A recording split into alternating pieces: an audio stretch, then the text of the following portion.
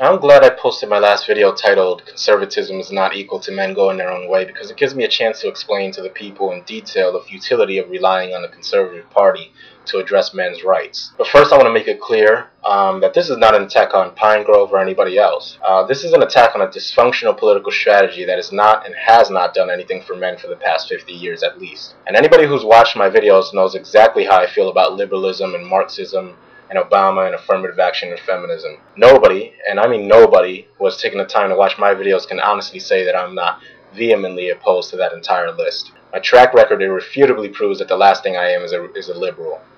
So those seeking to defend conservatism as a viable solution for men are going to have a hard time blaming liberalism for what I'm about to say. Now, you're not going to be able to shift blame on this one is pretty much what I'm trying to say. Because what this video is all about is putting conservatism under the microscope and forcing it to prove that it's in any way benefit to men and men's rights. So first off, let's tackle the tired default conservative excuse that's used every time their party rears its ugly penchant for bureaucracy and warmongering. And this is the whole "we aren't them, that's the GOP, we're conservatives, there's a huge difference" argument. And then they go on to cite which politicians they believe are real conservatives, people like Jim DeMint and Ron Paul and so on and so forth. Now this is a classic case of selective argumentation. It's just as foolish as saying that Democrat X, Y, and Z aren't authentic liberals because real liberals do this and that differently. The question we need to ask is if these conservatives are so different from the GOP, and the GOP is responsible for the bad rap that conservatives are getting, then why do these politicians, including DeMint and Ron Paul, continue to identify as members of the Republican Party and the GOP? Why by now are we not seeing sufficient numbers of these Republicans who know what real conservatism is abandoning their party in droves? They consistently choose not to. They consistently choose to continue to identify with the political party that they claim does not reflect true conservatism at all. Now, Ron Paul had the people behind him.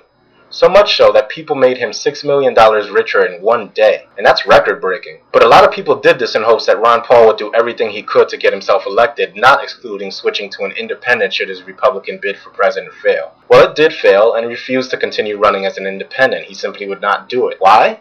Because he identified with the Republican Party, not with this so-called benevolent branch of conservatives that are the last hope for America and so on and so forth. I think that conservatives simply have lost the ability as politicians to do their politicking without the blame liberalism for everything we can't accomplish crutch.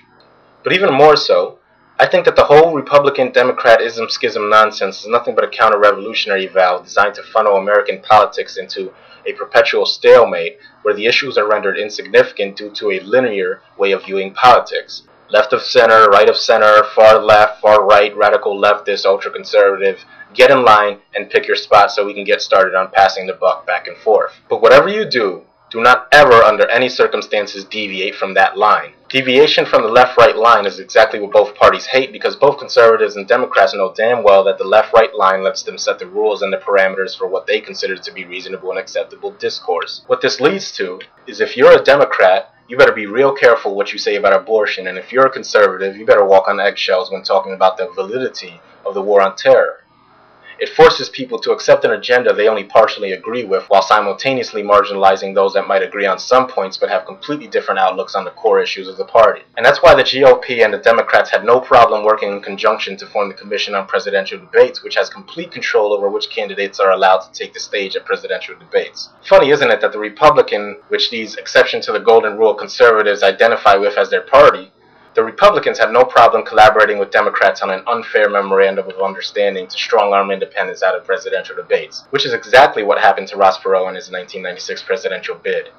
And so if a man with a net worth of almost $4 billion can't do anything to put a wedge in the left-right paradigm, do you really think that these two political conglomerates give a fuck about the common working-class men, the group of men most affected by divorce, child support, unjust wars, feminism, and homelessness? I think not. And supplicating to a wolf in sheep's clothing conservative vanguard will do nothing for the issues that men face on a daily basis, and to propagate anything other than a complete and permanent distrust of the state in all of its forms is nothing short of treasonous to men's rights. Compromising within this political system will inevitably result in you compromising yourself, and it's no different for men as a whole. These people seem to think that we should blindly sacrifice our humanity and grasp on reality at the altar of patriotism. America and the countries of the West are no different than any other country and are ideally the servants of the people, since in any democratic society it is in fact the people that sustain it. And so America is a servant of the people and needs to act accordingly. When it ceases to do so, then America, just like any other country, will inevitably lead itself to its own destruction. And in the process, it will, without exception, subject men to tyranny, which is exactly what men are under in the United States of America today. Unflinching conservative acolytes seem unable to understand that a country is justified in proportion to how it addresses the needs and wants of its own people. Once it refuses to effectively do so, then it is the people who deem it unworthy of its own existence, and America is no different. To point out the government's inability to listen to the people in regards to unjust war, misandry, and feminism is the exact opposite of being anti-American, because to do so is profoundly American, seeing as America is not a government but it's made up of the people, and it is sustained by men, and it's paid for on the battlefield by the blood of American men. So I'm sorry, Bernard, but when you say that the Iraq War was a mistake, you really do a disservice to the men who died there. The Iraq War was no mistake. It was a lie that killed off thousands of American men and possibly millions of Iraqi men. So let's make no mistake about it. Let's call it what it is. It was a lie. And what did we get as a result of this lie? The idea that Big Brother has to protect us from anything and everything bad in the world, which in reality adds up to an ever-increasing militarized police force that never seems to catch any real terrorist but still feels the need to walk through New York City subway systems toting submachine guns just in case. And I see them every time I take the subway, and I'm sure it's the same in any major city that they choose to label as vulnerable to terrorist attack. These anti-terrorism initiatives are almost solely the brainchilds of the GOP, and I don't see these conservatives saying a damn thing about it. And to me, it's kind of ironic that you're now starting to see the slow and subtle transition from the main focus of the war on terror being on Muslims to being on now possible quote-unquote domestic terrorists, which of course will eventually come to include, and this is what they'll call you, radical right-wing Second Amendment defenders. And then it won't feel so good, will it? You see, the GOP and the conservatives that identify with them are passing these anti-freedom, anti-American Patriot Act legislations under the delusion that it could never be them that America will deem more likely to be terrorists.